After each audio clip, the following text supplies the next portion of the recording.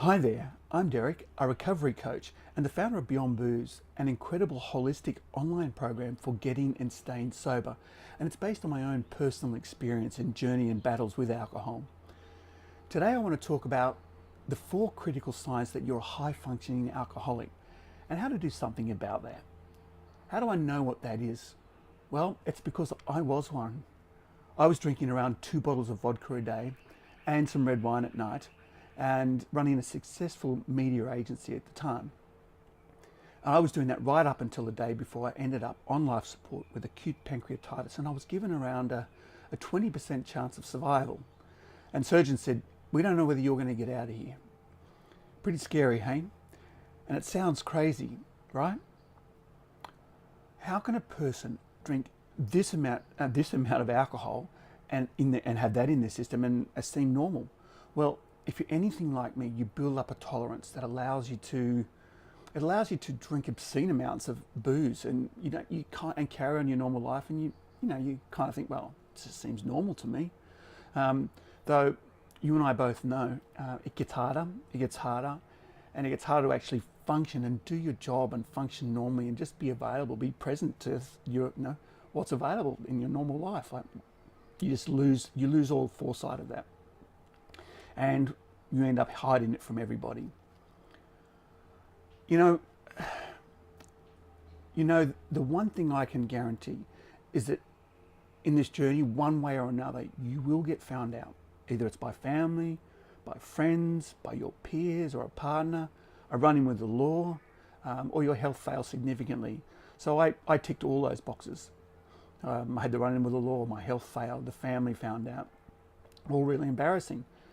And I guess what I'd like to tell you is a little bit about the history, about what happened to me when it all came crashing down. So I'd like to talk, and that's me in ICU in 2009. It was April 2009, 14 days of touch and go. My biggest trigger was, and it still is today a little bit, is financial pressures. I was sitting on $1 million mortgage, which was a huge commitment. 60, 70-hour work weeks, which went into 7 days a week usually. Deadlines, which is exactly that. I was killing myself to meet these deadlines day in, day out. This lifestyle that I had built up that I thought my ego needed to serve all the time, and keeping up these appearances, keeping up saying, hey man, people would say, hey, your life's awesome. You got the fancy house near the beach, you got the cars, you got the toys. How good's your life? And that wasn't a reality. I was just pouring alcohol all over it. And it was starting to catch up with me. And unfortunately, in those days, I was this traditional male who didn't want to talk about it.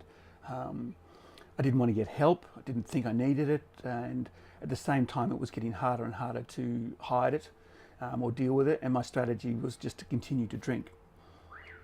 Now my family life was failing. Now the marriage was failing quite rapidly, and had been doing that so for some time. And I never dealt with it. I wasn't a violent drunk. I was probably a happy drunk, maybe. And no one knew to the degree I was drinking. And even my partner didn't know at the time the volume, the sheer amount of alcohol. And again, the only way I could deal with the failing relationship was drink. Like I would just drink until it just became white noise, and you'd forget about it till the next day, and you'd start again and again, and just like this Groundhog Day. All this led up to this monumental, like it's actually stressful thinking about it now, all this led up to this monumental stress and horrible anxiety and depression. And these deadlines were exactly that. I was killing myself literally to meet these deadlines day in, day out, and service the mortgage and keep the money coming in. But I felt too ashamed to ask for help. I didn't want to go to AA. I didn't want to do these focus groups that I became aware of. I didn't want to talk to my doctor. And I should have started there. And there were other professionals I could have sought help with, but I didn't. I just continued to ignore all the warning signs and this growing problem.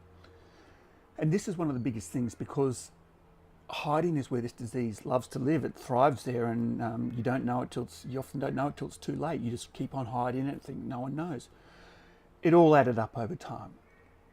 This secret drinking, the self-medicating, the pouring alcohol, which is 1.5 liters. It's just a huge amount of booze.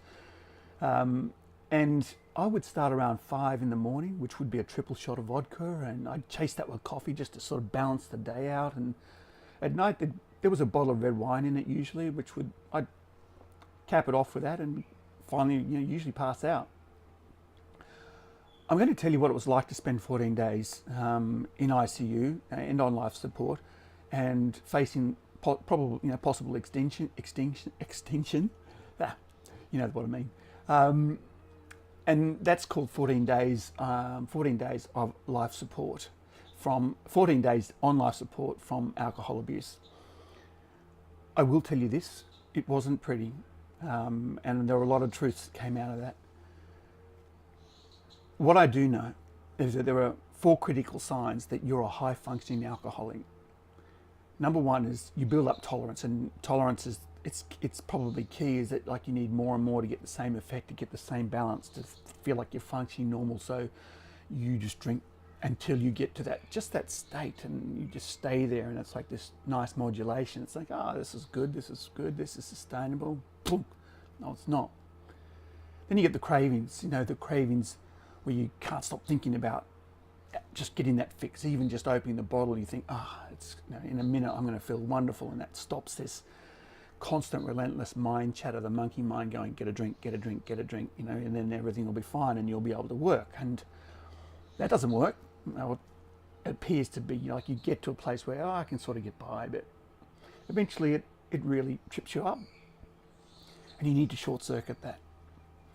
Losing control. I was eventually out of control, and what I meant by this was making poor decisions, careless decisions, and poor choices that weren't good for me, that weren't good for others around me, and having a run-in with the law. Like I lost my license for 9 months for a drink driving charge, and I was charged in the morning. So I'd been drinking the night before, but so much in my system, and it was a high range, and that was really, really troubling for my relationship. I had to move my son out of his school, be closer to, because I had to get public transport or walk him to school. I mean, it had huge implications on him, which he didn't understand, and I just did what was necessary. So again, poor behaviour, bad decisions, and getting in trouble with the law, and the repercussions and the ramifications sat with me for years. The other big thing that I want to touch on, and it's really, this is one of the awful things, is the withdrawals, the shaking hands, where that's a sign to others that they see your hands shaking and think, what's going on for him?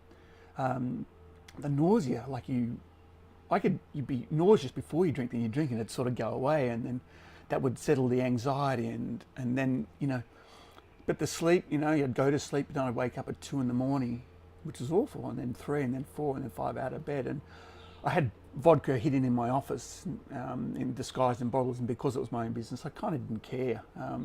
But it was obviously getting out of control when it was ending up like that. Now, honestly, even if one of these things is true for you, and you don't do something about it, you're on this really slippery slope. And I certainly don't want I wouldn't wish that experience on anybody. So fast forward to today. In order to be sustainably sober for me, so what I mean by that is have no cravings or desire to drink whatsoever anymore. And that means I can go to a hotel with friends and not drink and not be triggered by it. What I've done is I've spent hundreds and hundreds of hours and thousands of dollars on my healing and recovery, with coaches, with psychologists, with my doctor, with counseling, and with wellness programs.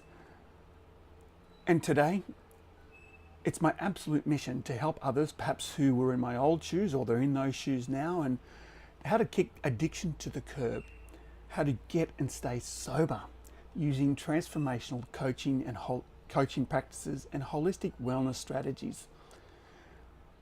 Now, I can tell you this with certainty. I do get it, and I get you, and you're not alone. There is hope, there is support, and there are practical tools to work. So I really encourage you to check out my free training of Getting and Staying Sober.